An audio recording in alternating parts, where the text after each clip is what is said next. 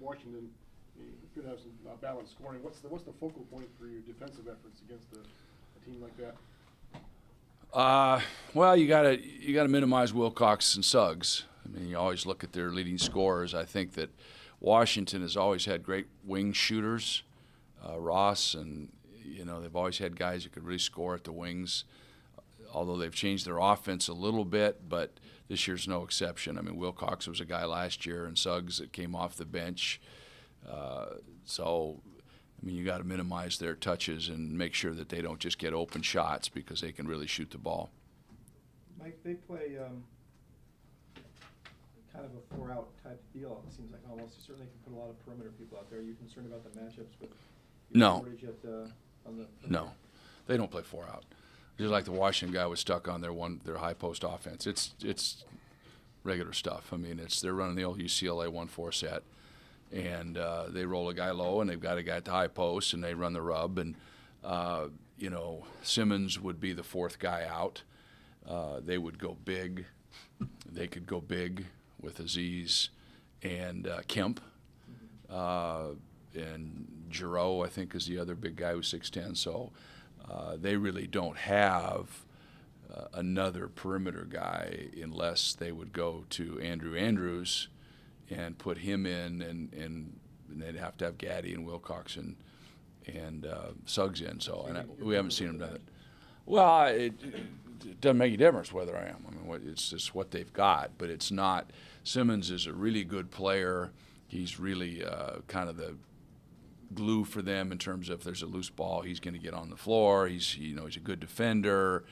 He gets a lot of rebounds. Very, very active player. So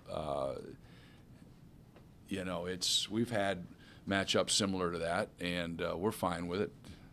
We don't have the ability to do anything else regardless. So. Guard Washington State's big guy. He guarded Modem. Yeah, but Modem's a 4-5 for them, so right. It was a natural matchup for him. How are Grecklow and Smith? Not good.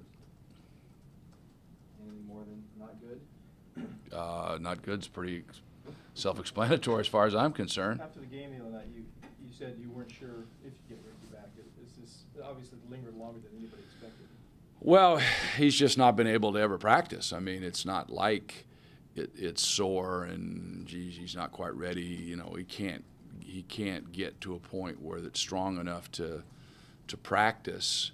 I mean, theoretically, you'd have him in practice and you'd be building it up every day, getting it where he could go a little longer, but he's just not able to do that. So right now, that structurally so weak that every time he tries to do anything, it just gives in. So it's until we get it stronger, just don't know what to expect. I mean, he keeps trying to go. He wants to play so badly, but he can't get it to where if he even touches another foot or catches it on the floor that the thing doesn't turn over on him.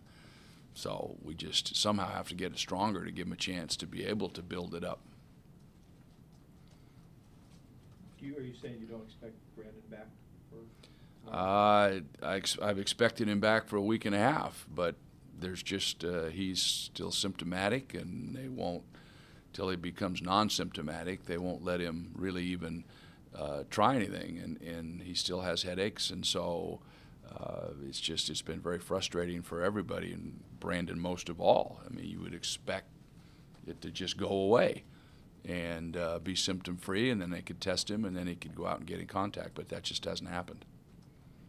And at this point, don't they have this be a day or two that he has to be symptom-free before he can act? A day before they can test, and he has to be where there's 24 hours. Now he was on an airplane, and he's gone through non-contact stuff 5-on-0, where he's run through the offense and done some of that stuff or fast break stuff and stuff like that. But every time he does, he seems to get a headache.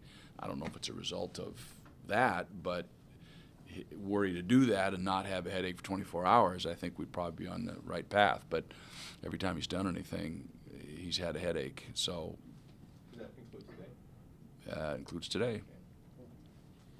But you said after the USC game that because you had to play some different guys and did get contributions from them, that maybe you should trust them a little more. Where are you with your bench and the guys you're going to have to play now? I don't have any choice. So they're just going to have to go in and produce, and sometimes You know, obviously Jeff hit a couple big threes that really helped us, and you know, Bach was able to go in. But you know, you can get away with a three-man post rotation.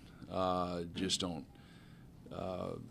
You know, so Bach becomes a luxury there to have a fourth guy. We were using Christian before he tore his ACL. He was kind of working his way into the rotation as a fourth guy.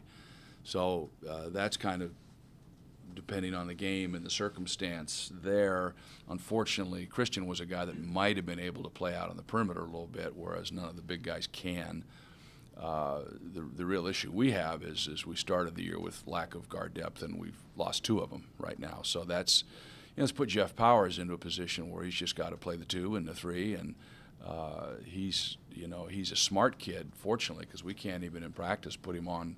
I don't have enough guys to put him over on the one team because I don't have anybody to put over there in his place.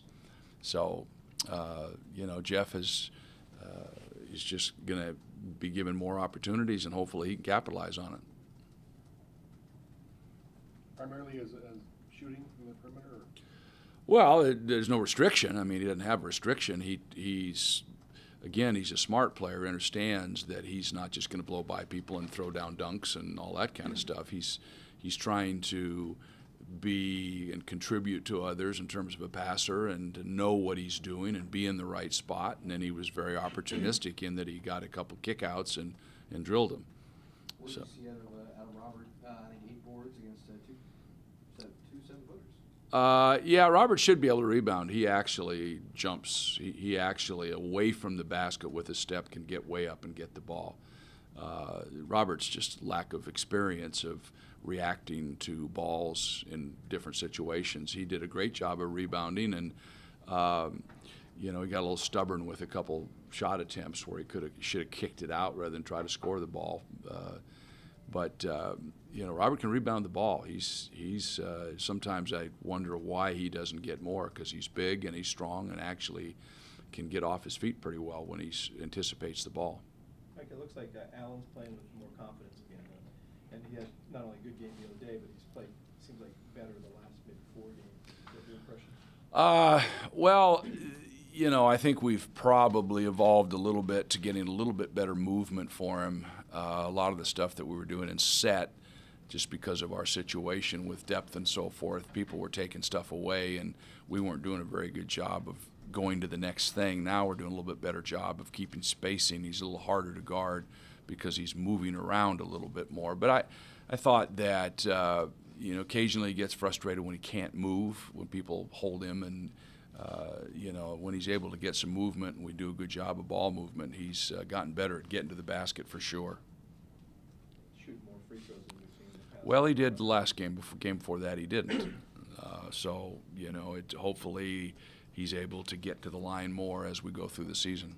Is that just a matter of simple want to in his case? I mean, knowing he has to do it and just... Well, I think against UCLA, he went into the lane and tried to avoid contact when what he should have done is gone in and created contact and forced a call to be made. And he got in there, and then he would go up and kind of switch hands and fade away from contact. And what he should have done has been getting into contact. And I thought he did a better job against SC with that.